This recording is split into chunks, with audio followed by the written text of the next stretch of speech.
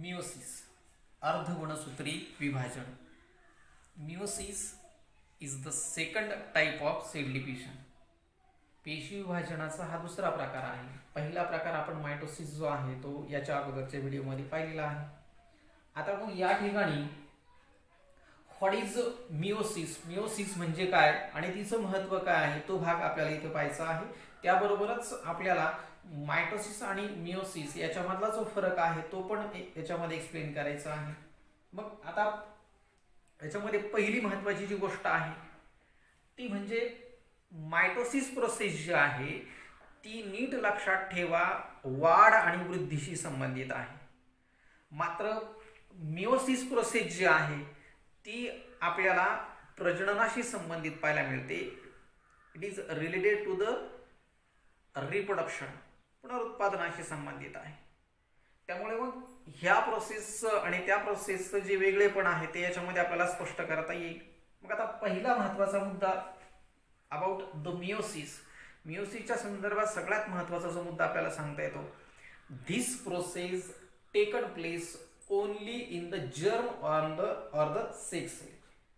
ही प्रक्रिया घडून येते, फक्त कुठं घडून येते, in germ cell or in the sex cell. म्हणजे ही प्रक्रिया फक्त जनन पेशी ज्या असतात त्या जनन पेशींमध्येच घडून येते. बाकी इतर ज्या प्रक्रिया आहेत म्हणजे जी मायटोसिस प्रक्रिया होती ती पूर्ण शरीरात घडून येताना आपल्याला पाहायला मिळते, सर्व अवयवांमध्ये वाढीशी संबंधित आहे. त्यामुळे मात्र ही प्रक्रिया फक्त प्रजननाशी संबंधित असल्यामुळे जी प्रजननात्मक दृष्ट्या जे गरजेचे जे अवयव आहेत त्यांच्यामध्ये आपल्याला ही प्रोसेस पाहायला मिळते. मग त्याच अवयवांमध्ये ह्या सेल्स पाहायला मिळतात. मग कुठे आढळतात ह्या सेल्स, तर पुरुषांचा विचार केला तर आपल्याला पुरुषांमध्ये टेस्टीमध्ये आणि महिला ज्या असतात त्यांच्या ओव्हरीमध्ये, मराठीमध्ये याला अंडाशय म्हटलं जातं. आणि पुरुषांचं जे वृषण आहे, आता इन द थर्ड चॅप्टर, तिसऱ्या चॅप्टरमध्ये आपल्याला संपूर्ण प्रकरण याच्याशी संबंधित आहे. त्यावेळेला आपण हा भाग पाहणार आहोत. दिस इज द रिप्रोडक्टिव्ह ऑर्गन्स. हे रिप्रोडक्टिव्ह ऑर्गन्स आहेत आणि म्हणून ही प्रक्रिया फक्त टेस्टीज आणि ओव्हरी यांच्यामध्ये घडून येते. अंडाशय किंवा वृषण जे आहे या दोन्हीमध्ये ही प्रक्रिया आपल्याला घडून आलेली पाहायला मिळते. आणि म्हणून या ठिकाणी संपूर्ण शरीरभर ही प्रक्रिया घडत नाही, हा त्याच्यामधला फरक आपल्याला सांगता येईल. दुसरं सगळ्यात महत्त्वाचं वैशिष्ट्य या प्रोसेसचं आपल्याला सांगता येतं, this process taken place only in the reproductively active age. आता या ठिकाणी रिप्रोडक्टिव्हली ऍक्टिव्ह एज म्हणजे प्रजननदृष्ट्या सक्षम वय. म्हणजे जेव्हा प्रजनन जे आहे त्या प्रजननाला सक्षम ऑर्गन बनतो त्याच वेळेला ही जी प्रोसेस आहे ती त्यांच्यामध्ये घडून येऊ शकते.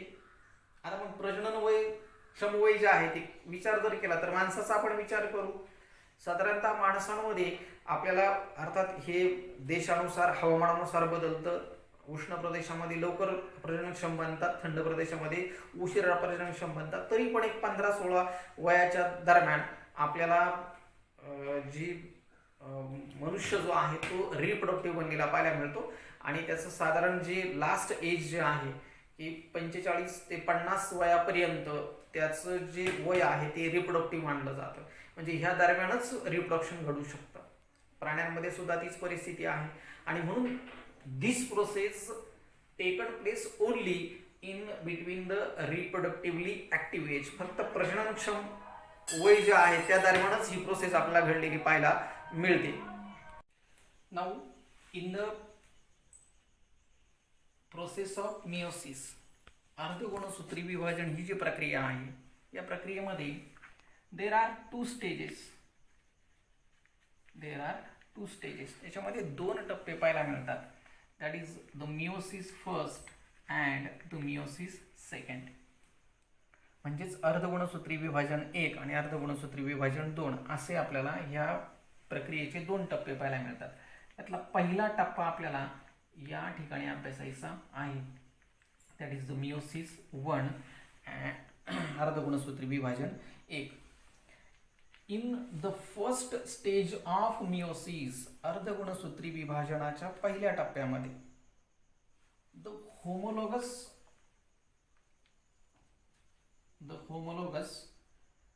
क्रोमोसोम्स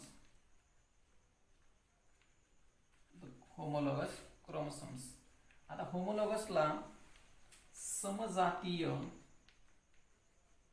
आणि क्रोमोसोम्सला आपण गुणसूत्रे म्हणतो. मग ही जी समजातीय गुणसूत्रे असतात form their pair or the sister chromatids form their sister chromatids. ह्या प्रक्रियेच्या पहिल्या टप्प्यामध्ये काय घडतं, जी समजाती म्हणजे एकाच प्रकारची जी गुणसूत्र असतात ती गुणसूत्र काय करतात, आपल्या सिस्टर म्हणजे पेअर म्हणजे जोड काय करतात, क्रोमॅटाइड्स म्हणजे अर्धगुणसूत्र जे आहेत त्यांची निर्मिती करतात. त्याला जनुकपण असं म्हटलं जातं, जीन्स असं पण म्हटलं जातं. तर आपल्या पेर जनुकांची ते काय करतात, निर्मिती करतात. At the same time the genetic material in the cells doubled. त्याच वेळेला जी जनुकीय मॅटर असतो सेल्स मधला तो सुद्धा काय होतो, डबल होतो. कारण ही तयारी आहे कशाची, विभाजनाची. मग त्याच्यामध्ये आपल्याला हे मटेरियल जे आहे ते डबल झालेलं पाहायला मिळतं. After that, before separation of these chromatids, sister chromatids of homologous chromosomes, म्हणजे समजातीय गुणसूत्रांची ही जी काही जोड अर्धगुणसूत्रे असतात ती वेगळी होण्याच्या अगोदर जेनेटिक क्रॉसिंग ओव्हर ऑकर्स. आता जेनेटिक क्रॉसिंग ओव्हरचा अर्थ होतो जेनेटिक म्हणजे जनुकीय, क्रॉसिंग ओव्हरला आपण पारगती असं म्हटलेलं आहे. काय म्हटलेले, पारगती. मग हे जे काही सिस्टर क्रोमॅटाइड्स असतात ते सेपरेट होण्याच्या अगोदर जेनेटिक क्रॉसिंग ओव्हर त्याला जनुकीय पारगती असं म्हटलं जातं. दिस प्रोसेस ऑकर्स, ही प्रक्रिया घडून येते.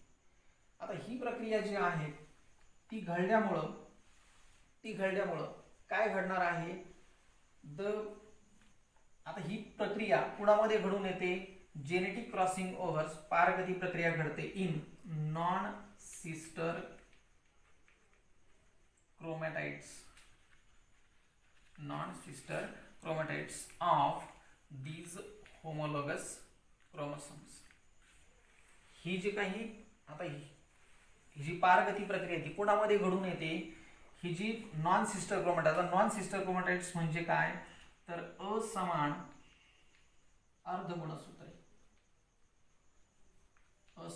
अर्धगुणसूत्रे. तर ही कुणाची आहे, तर होमोलॉगस क्रोमोसोमचीच आहे. पण त्यांच्यामध्ये काय घडून येतं, आपल्याला ही प्रक्रिया घडून आलेली पाहायला मिळते. आता ही प्रक्रिया झाल्यामुळे काय होतं, because of the genetic crossing over, ही जी जेनेटिक क्रॉसिंग ओव्हर प्रोसेस घडलेली आहे इन सिस्टर क्रोमॅटाइड्स, ह्या असमान अर्धगुणसूत्रांमध्ये ही जी प्रोसेस घडलेली आहे त्याचा परिणाम असा होतो, the chromatids of the homologous chromosomes. आता हे जे काही क्रोमॅटाइड्स असतात त्यांना दुसरं नाव जनुक पण आहे, आपण त्यांना जीन्स पण म्हणतो. Genes, the chromatids of the chromosomes, गुणसूत्रांची ही अर्धी गुणसूत्र त्यालाच काय म्हणलंय, ऑर जीन्स आर एक्सचेंज्ड. यांच्यामध्ये आदला बदल घडून येते. आता कशी आदला बदल घडून येते, पहा, हे एक क्रोमोसोम आहे, हे दुसरं साधारण असा आकार आहे असं समजूया आपण. हे एक क्रोमोसोम आहे, दुसरं क्रोमोसोम आहे. पहा, हे आपल्याला सपोज वेगळ्या रंगाचं आहे, हे वेगळ्या रंगाचं आहे. आता काय झालेलं आहे पहा, याचा छोटासा जो एक खालचा जीन्स आहे तो काय झालेला आहे, याचा त्याला गेला आणि त्याचा याला आला. म्हणजेच असं म्हणजे कदाचित काय वेळेला हा एवढा भाग म्हणजे हे जे अर्धगुणसूत्र आहे ते तिकडे जातं ते इकडे येतं, किंवा त्याचे छोटे जे जनुकं असतात छोटी छोटी त्यांच्यामध्ये असे एक्सचेंज घडून येतात. मग these exchange caused for the genetic it caused for the genetic recombination हे जे आहे ते कशाला जबाबदार ठरतं, तर जेनेटिक म्हणजे जनुकीय आणि रिकॉम्बिनेशनचा अर्थ होतो पुनःसंयोग. It caused for the genetic recombination. ही जी प्रक्रिया आहे ती जेनेटिक रिकॉम्बिनेशनला काय होते, जबाबदार ठरते. ही याच्यामध्ये घडत नाही.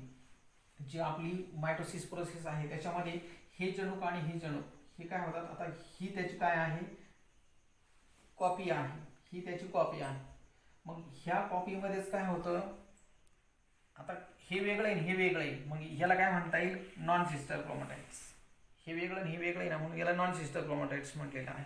मग आता ही जी नॉन सिस्टर क्रोमॅटाइड्स असतात ना त्यांच्यामध्ये काय होतो, एक्सचेंज होतो. कशाचा, तर त्यांच्या जीन्सचा जनुकांचा काय होतो, एक्सचेंज होतो. म्हणजे हे क्रोमोसोम हे क्रोमोसोम आहे आणि त्यांच्या क्रोमॅटाइड्समध्ये काय झाली, अशी एक्सचेंज झाली. मग त्याच्यामुळे काय झाले, it caused for the recombination. त्यांच्यामध्ये पुन्हा संयोग घडून येतो, म्हणजे पुन्हा संयोग घडून येतो त्यांच्यामध्ये. आणि मग ही जी प्रोसेस आहे genetic recombination, this is not occurs in the mitosis. Mitosis प्रक्रिया जी आपण पहिली पाहिली त्याच्यामध्ये हे घडत नाही. आणि म्हणून पहिल्या प्रक्रियेमध्ये तयार होणाऱ्या ज्या नवीन सेल्स होत्या त्या कुणासारख्या होत्या, मूळ पेशीसारख्याच असतात त्या, म्हणजे त्यांचीच कॉपी तयार होते पुढे. पण इथे तयार होणाऱ्या ज्या सेल्स असतात त्या मूळ पेरेंट सेल्स सारख्या असत नाही. This is because of the genetic recombination. हे फक्त कशामुळे घडतं, रिकॉम्बिनेशनमुळे घडतं. म्हणून तयार होणारा जो जीव असतो तो मूळ जीवासारखा घडत नाही. After that 2 sets of the chromosomes are separated. 2 sets वेगळे होतात गुणसूत्रांचे आणि 2 संच 2 ग्रुप वेगळे होऊन 2 cells that is the haploid. 2 haploid cells are formed. म्हणजेच याच्यामध्ये आपल्याला 2, आता इथे जे हेप्लॉइड आहे त्याचा अर्थ होतो एकगुणी. मग इथे 2 एकगुणी पेशी ज्या आहेत त्या पेशींची निर्मिती होते. This is the first stage of meiosis. ही मियोसिसची पहिली स्टेज आहे. Now meiosis second. आता अर्धगुणसूत्री विभाजन 2. इन ही स्टेज, या प्रक्रियेमध्ये, ह्या स्टेजमध्ये, ह्या टप्प्यामध्ये 2 हेप्लॉइड सेल्स, डॉटर सेल्स, 2 ज्या एकगुणी पेशी तयार झालेल्या होत्या कशामध्ये, in the process meiosis 1. Meiosis 1 मध्ये दॅट आर रिकंबाइन्ड सेल्स, त्याच्या होत्या त्या रिकंबाइन्ड क्रोमॅटाइड्स ज्या आहेत त्यांच्यापासून त्या जी गुणसूत्र जी आहे ती तयार झालेली होती. आणि त्याच्यामध्ये तयार झालेल्या ज्या काही 2 सेल्स आहेत, that 2 cells, that 2 haploid cells are again redivided. त्या परत रिडिवाइड होतात. And 4 haploid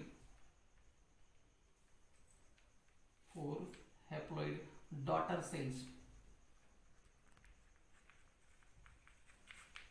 cells are formed.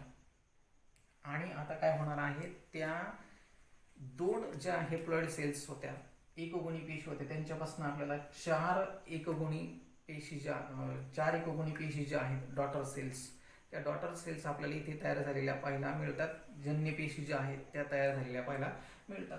याचा अर्थ काय आहे, it means that 4 haploid daughter cells are formed. 4 haploid daughter cells are formed, that is the end. ज्यांच्यामध्ये म्हणजे काय आहे, एकगुणी आहेत म्हणून एक एन आहे. मग 4 haploid daughter cells are formed from 1 diploid.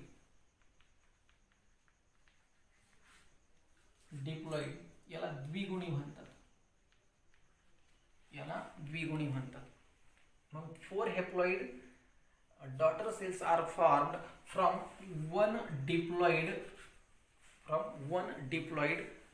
parent cell. मग आता ही जी पालक पेशी असते, या एका द्विगुणी पालक पेशीपासून 4 आपल्याला पेशी ज्या आहेत त्या तयार झालेल्या पाहायला मिळतात. आता what is haploid and what is diploid? Haploids याचा अर्थ होतो, सपोज आता आपल्या शरीरातल्या पेशी जर विचारात घेतल्या तर आपल्या शरीरामध्ये एकूण पेशीमध्ये एकूण 46 गुणसूत्र असतात. त्या 46 गुणसूत्रांपैकी 23 गुणसूत्र जे आहेत त्या 23 गुणसूत्रांच्या सेम जोड्या आपल्याला पाहायला मिळतात. अशी 23 अधिक 23 म्हणजे 23 ची डुप्लिकेट कॉपी असते आणि अशी 46 गुणसूत्र तयार होतात. पण हे जे आहेत याच्यामध्ये 2 जोड्या आल्या, 23 आणि 23 अशा 2 जोड्या आल्या, म्हणून त्याला काय म्हणायचं? डिप्लॉइड. त्याला 2n असं म्हटलं जातं. मग याच्यामध्ये जेव्हा हेचं सेपरेशन होतं त्यावेळेला पहिल्यांदा काय होणार आहे, ही जी पहिली 2n सेल जी आहे तिच्यापासून परत आपल्याला अजून एक 2n सेल तयार होते. म्हणजेच त्या ठिकाणी पेशीमध्येच आपल्याला हे तयार होतात आणि मग त्याच्यापासून आपल्याला म्हणजे नीट पाहता पहिल्या याच्यामध्ये आपल्याला अशा 2 सेल तयार झाल्या. ओके, 2n आणि त्यांचं विभाजन होऊन म्हणजे इथे एका याच्यापासून आपल्याला 2n आणि 2n सेल तयार झाले आणि मग त्याच्यापासून आपल्याला एक n आणि दुसरी n, इकडं एक n आणि दुसरी n अशा सेल्स तयार होतात.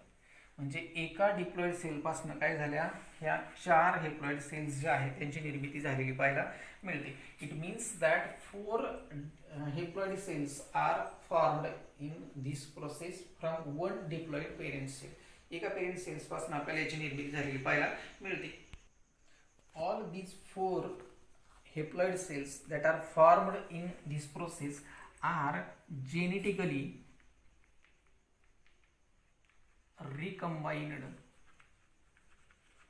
यातल्या तयार होणाऱ्या ज्या 4ही ज्या एकगुणी पेशी असतात त्या जनुकीय दृष्ट्या रिकंबाइंड म्हणजे पुनर्संयोगात्मक निर्माण झालेल्या असतात. So these cells are not exactly similar or म्हणजे याच्यात तयार होणाऱ्या ज्या पेशी ज्या आहेत त्या काय असणार नाहीयेत, एक्झॅक्टली सिमिलर म्हणजे सारख्या असणार नाहीत, and are not exactly similar or alike to the parent cell. ज्या जनक पेशी असतात त्या जनक पेशींच्या सारख्या त्या आपल्याला पाहायला मिळत नाही, त्यांच्या सारखे नाही आणि त्यांच्याप्रमाणे त्यांची एक्झॅक्ट कॉपी पण आपल्याला पाहायला मिळत नाही. दे आर टोटली डिफरंट, ते पूर्णपणे वेगळे असलेले आपल्याला पाहायला मिळतात. Spores and gametes. स्पोर्सचा अर्थ होतो युग्मक आणि याचा अर्थ होतो बीजाणू पेशी, म्हणजे युग्मक पेशी आणि बीजाणू पेशी. Spores and the gametes are formed in the process of meiosis. ही जी प्रोसेस आहे, ही जी प्रक्रिया आहे, या प्रक्रियेमध्ये आपल्याला स्पोर्स आणि जे गॅमेट्स जे आहेत त्यांची निर्मिती झालेली पाहायला मिळते. मग what is spores and what is gametes? Spores जे आहेत हे पुरुषांमध्ये पाहायला मिळतात, हे जे आहेत ते पुरुषांमध्ये पाहायला मिळतात आणि जे गॅमेट्स जे आहेत ते स्त्रियांमध्ये पाहायला मिळतात म्हणजे मादीमध्ये पाहायला मिळतात. मग काय घडतं, ही हेप्लॉइड स्पोर्स सेल जी आहे या ठिकाणी एक गुणी स्पोर सेल आणि एक गुणी that is haploid 1 gamete cell म्हणजे 1 haploid spores plus 1 haploid gamete cell हे एकत्र येतात, are combined in the sexual reproduction. हे सेक्शुअल म्हणजे जे लैंगिक प्रजनन आहे त्या लैंगिक प्रजननामध्ये ही एक सेल ही नराकडनं येते आणि ही मादीकडनं येते. आणि त्या ठिकाणी ते एकत्र येतात. आता ही हेप्लॉइड आहे त्यामुळे एन आहे, ही काय आहे एन आहे, ते एकत्र येतात आणि त्यांच्यापासून वन डिप्लॉइड जी सेल आहे ती one diploid cell is form, that is nothing but zygote. ते म्हणजे दुसरं तिसरं काय नाही तर गर्भ आहे. आणि गर्भ म्हणजे फक्त एक पेशी असते. गर्भाची सुरुवातच एका सेलपासून आहे. नंतर सेल डिव्हिजन प्रोसेस घडते आणि त्याच्यापासून अनेक सेल जे आहेत शरीरामध्ये निर्माण होत जातात. पण गर्भाची सुरुवात जी आहे ती एका सेलपासून आहे. तयार होणारं अंड जे आहे ते सुद्धा एक हे आहे.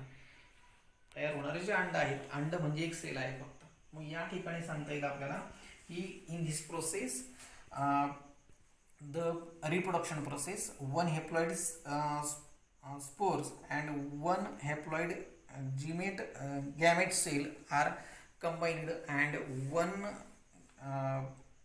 diploid cell is formed. त्याच्यामध्ये एक डिप्लॉइड म्हणजे द्विगुणी पेशी तयार होते आणि जे प्रोडक्शन आहे ते प्रोडक्शन झालेलं आपल्याला पाहायला मिळतं. This process is useful for restore. आता रिस्टोर म्हणजे पुनर्स्थापित करणे. and maintain the chromosome numbers. म्हणजे जी जनुकांची जी हे जे आहेत गुणसूत्र जे आहेत ती गुणसूत्रांची संख्या यांच्यामुळे काय होते रिस्टोर होते ह्या प्रोसेसमुळे. आता ही जर प्रोसेस घडली नाही, काय झालं असतं इथं समजा 2 एन आणि 2 एन जर एकत्र आले असतात तर पुढच्या पिढीमध्ये 4 एन तयार झाले असते आणि 4 एन झाले असते तर मग पाठीमागच्या पेक्षा हे वेगळं झालं असतं. आणि म्हणून मग पुढची पिढी सुद्धा आपल्यासारखी जर असण्याची जी गरज आहे त्या गरजेमुळेच या ठिकाणी ही जी प्रोसेस आहे ती अतिशय महत्त्वाची आहे.